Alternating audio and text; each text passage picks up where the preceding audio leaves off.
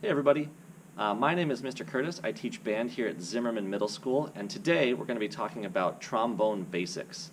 So for those of you guys out there who are trombone players, we're going to talk about a couple of things today that'll help you get started on your instrument. The first thing that we're going to talk about is what you can find in your case. The second thing is your first sounds on your mouthpiece. Then we're going to talk about how to assemble and hold your trombone. And finally, we're going to talk about our first 3 notes that we can play on our trombones. So we're going to get started here. The first thing that you need to have is you need to have your trombone case closed on a flat surface next to you. So either on the floor or on a table or somewhere nearby that you can get to it without it flopping all over the place and falling open accidentally. Okay, so put it on something flat, make sure it's comfortable, and we'll get started. Now once you have your case, the very first thing you want to look for is right on the top of the case here. You want to look for a logo or a name or something that looks like an identifying piece of information about the brand of your trombone. On my case, I actually don't have a logo. I have a box here where the logo used to be or was supposed to be, but there's no logo on the case. So another way for me to tell if this trombone case is the right way up is to lay it down flat with the handle facing me, and to make sure that my latches on the trombone case are going to open up towards the sky. So you can see right here, if I flip this latch, it's opening up, okay? Same with this one, same with this one. All right, we're looking for latches to be going up. So if you don't have a big thing that has words on it, or if you don't have a thing that has a picture or some sort of identifying piece of information on the top of your case, make sure those latches are going to flip up and you're all set. Now if you have a zipper, you might have a pocket on the top of your case, or you might have some other logo telling you that's the top, okay? But we have to open our case the right way, because if we don't, parts of our trombone will actually fall out on us. So, very first thing we want to do right now is we're only going to grab one piece out of our trombone case. But what we'll do is we'll open our case and kind of take a look inside. So you can flip those latches up once you have it on a flat surface, and then carefully open just the lid as we come up here, making sure that everything's staying nice and controlled. And there we have our trombone. So before we start playing on our mouthpiece, we have to identify a couple of things here in our case. The first thing that we see right here is the bell right up in the front of our case.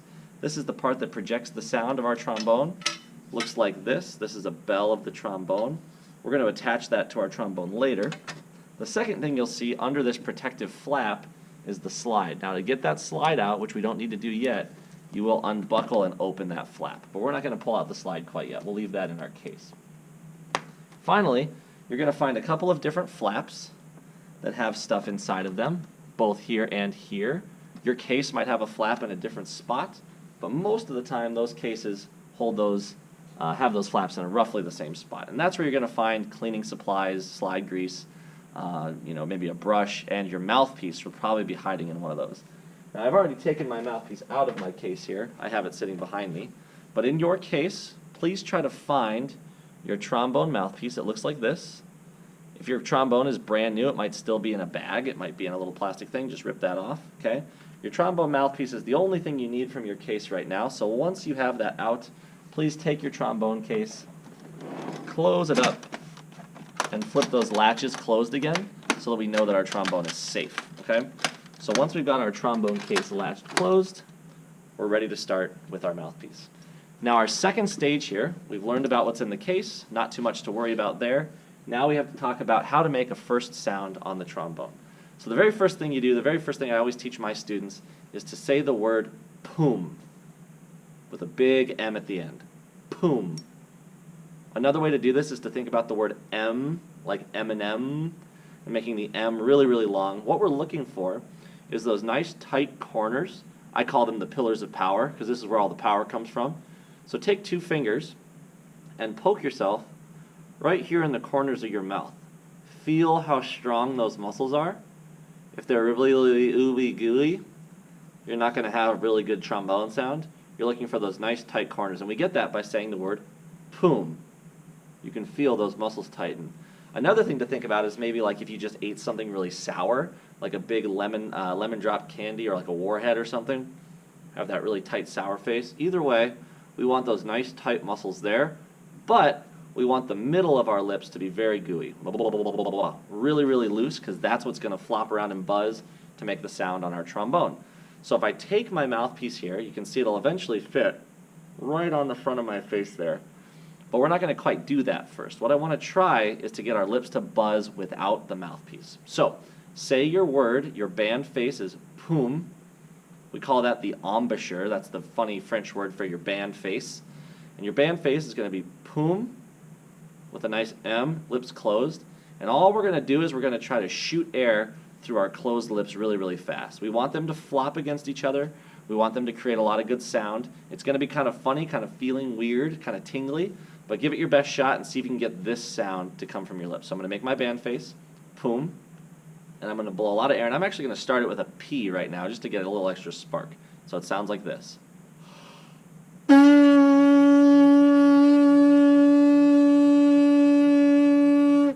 You can hear how fast my lips are buzzing together. You can hear how fast things are happening with my lips. I'm not blowing very softly. I'm blowing really, really hard, fast air to get those lips to bounce around off of each other. Try it one more time, and if it was too tight, it might have sounded like this,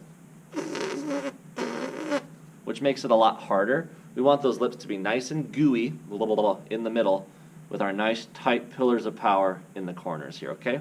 Try it one more time with me. A nice deep breath and giving a nice P sound out your lips. Here we go. Ready?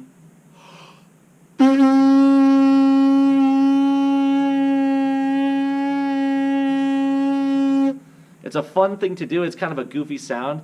It's one of those things that we don't do very often, so it feels very weird. But once you get a good lip buzz, you're going to be awesome. Now the second step is to take that lip buzz and put it into our mouthpiece. So what we're going to do is we're going to take our mouthpiece and we're going to put it right under our lip right here. And then we're going to just slowly rotate up onto our face. You want it to be nice and centered. Now when I hold my mouthpiece, I hold it with 2 fingers, and then my other 2 fingers just sit, and I get to be very fancy. I get to stick my pinky up in the air like that, feeling good. Please don't do this. This is called the low brass grip of death. It's bad for you, okay? This causes tension. So 2 fingers, dainty hold, fancy finger on the pinky, and we're ready to go. So take that mouthpiece, put it right under your lip there, and then slowly rotate it until you feel everything close.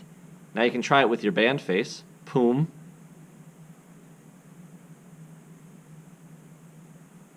And now the final step, this is the best one, is we're going to do our lip buzz, and we're going to rotate that mouthpiece up to close our mouthpiece against our face. And as soon as you feel all of the air going through the mouthpiece, stop pushing. We don't want any pressure. We just want that mouthpiece to seal against our face. So listen to this really quick. Sounds like this.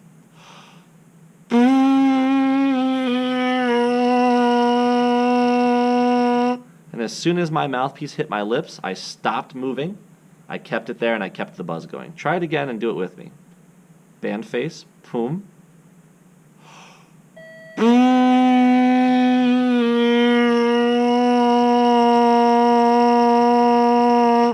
Perfect. Now, once we've got our band face made, we've got our mouthpiece feeling really good on our lips, we can do long buzzes. So a long buzz is one smooth sound using tons of air. The way I like to describe it is if you were launching silly string out the end of your trombone mouthpiece and you wanted it to go across the room, you'd have to blow tons and tons of air, right? So let's try a good long buzz. Get that mouthpiece right up in the middle of your face, and let's do a long buzz together.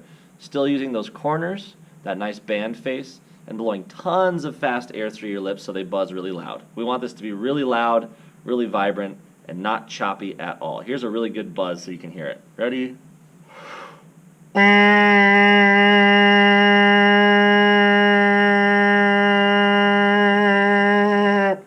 going to do one more of those really good ones, and then I'll show you what a bad buzz might sound like. Here's a really, really good buzz. Try it with me if you can. 1, 2, ready?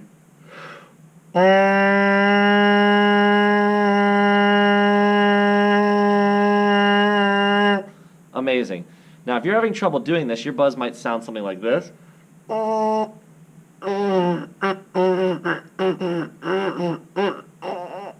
Something really, really choppy and small like that.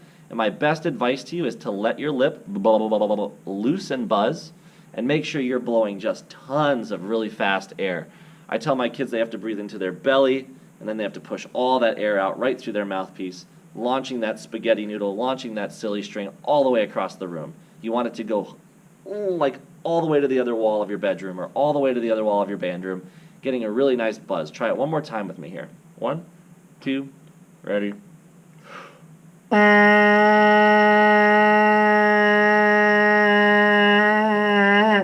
Once you feel like you're getting a really good buzz, pause the video here and try to do 10 more of those all in a row. I'll give you a chance to do that. Once you've done that, once you've done the buzz a bunch of times, we're going to add a little piece here. We're going to crash that buzz down into the ground, okay? Pretend it's a rocket ship. Your buzz is the engine. We're going to run out of gas and we're going to crash our rocket ship straight into the ground, okay? It sounds like this. Listen to it.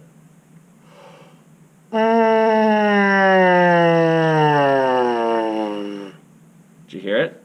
Listen to it one more time, and this time I'll draw the path of my sound. Ready? And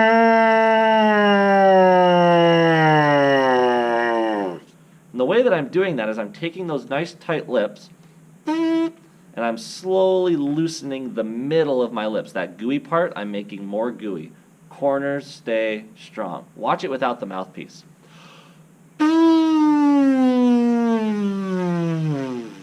You can kind of hear it change. Let's try one more good rocket ship crashing into the ground all together. Sitting tall up in your spot, wherever you're sitting in your chair, so we can get a good deep breath. Holding our mouthpiece with that nice fancy pinky. Making our band face. Boom. And a nice deep breath in. Ready?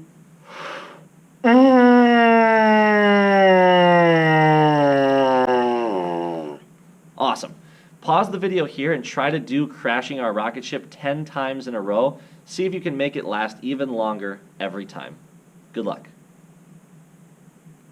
Once you've tried to crash your rocket ship, our next step is to take that rocket ship straight up into space, making our lips tighter and making the hole that we're blowing through smaller so that we can take our mouthpiece higher into our sound range, okay? Listen to this once. Here's a rocket ship going up into space. Still the same big breath. You can hear it lifting. I'll show it with my hand this time. Try it with me if you can. Sitting tall, doing our band face. Boom. And ready.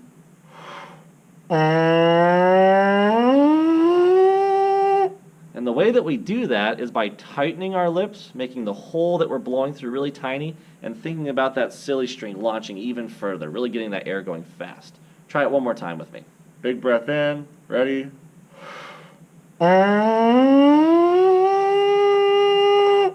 Awesome. Pause the video here. Try that 10 more times. Really get your lips nice and loose.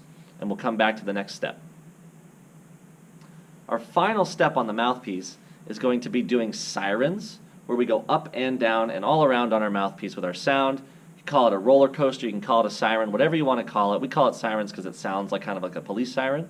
And all we're going to do is move our lips up and down through that range so that we can hear both the high notes and the low notes. Listen to it once here. Sorry for the bell. Here we go. Ready?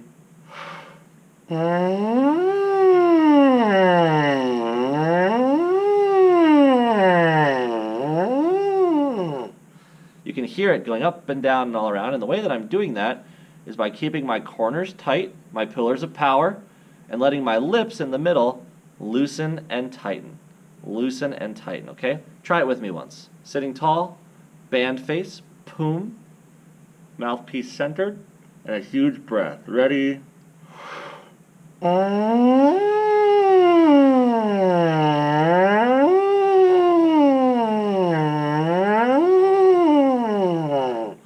Awesome. Pause the video here, do that 5 more times to get your lips really warmed up, and then we'll move on to the next step.